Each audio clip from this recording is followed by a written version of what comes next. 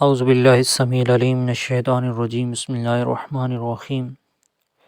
آج کی اس ویڈیو میں نماز کی برکت سے ایک درباری کی جان بچ گئی۔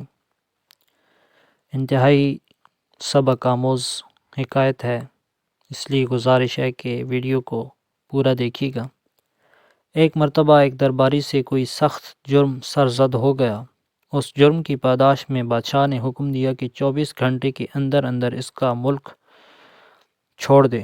درباری گھر لوٹ آیا اور پریشان ہو کر بیٹھ گیا کہ 24 گھنٹے کے اندر ملک کیسے چھوڑوں۔ اس کی ایک لڑکی تھی اور وہ بے حد عقل مند تھی۔ کہنے لگی، ابو جان آپ یوں حیران و پریشان کیوں بیٹھے ہیں؟ آج تک کبھی میں نے آپ کو ایسی حالت میں نہیں دیکھا۔ آخر ماجرا کیا ہے؟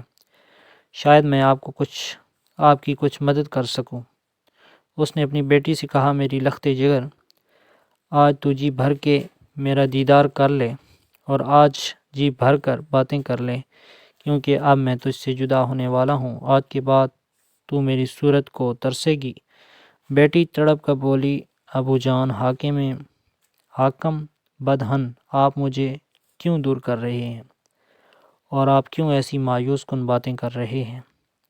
باپ بولا، بیٹی بات کرتے ہوئے میرے دل پر چھریاں چل رہی ہیں۔ سن بیٹی، مجھ سے فلاں جرم سرزد ہو گیا ہے۔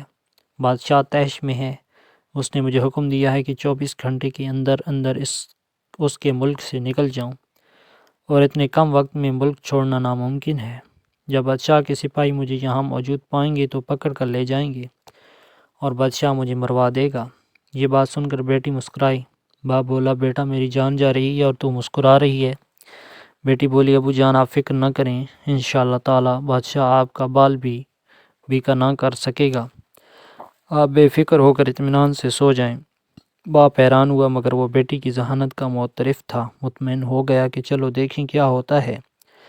جب وقت گزرنے کے قریب آیا تو بیٹی بولی، ابو جان آپ مسجد میں چلے جائیں اور نماز میں مشغول ہو جائیں۔ چنانچہ اس نے ایسا ہی کیا۔ وقت مقررہ پر بادشاہ کے سپاہی اس کی تلاش میں نکلے۔ پتہ چلا کہ وہ اپنے گھر کے قریب مسجد میں مصروف نماز ہے، اور بادشاہ نے حکم کر دیا تھا کہ اگر وہ سلطنت کی حدود میں مل جائے تو اس کو پکڑ کر قتل کر دیا جائے۔ سپاہی شش و پنج میں پڑ گئے کہ وہ نماز میں مصروف ہے، ہم اس کو کیسے پکڑیں؟ بادشاہ کے پاس حاضر ہو کر انہوں نے صورتحال پیش کی۔ بادشاہ نے علماء کرام سے مشورہ طلب کیا۔ علماء کرام نے جواب دیا، عالی جاں، آپ نے اس کو اپنے ملک سے نکل جانے کا حکم دیا تھا۔ آپ کے حکم کے مطابق وہ آپ کے ملک سے نکل گیا ہے۔ اب وہ بادشاہ حقیقی کے ملک میں محو عبادت ہے، جہاں پر آپ کی حکومت نہیں ہے۔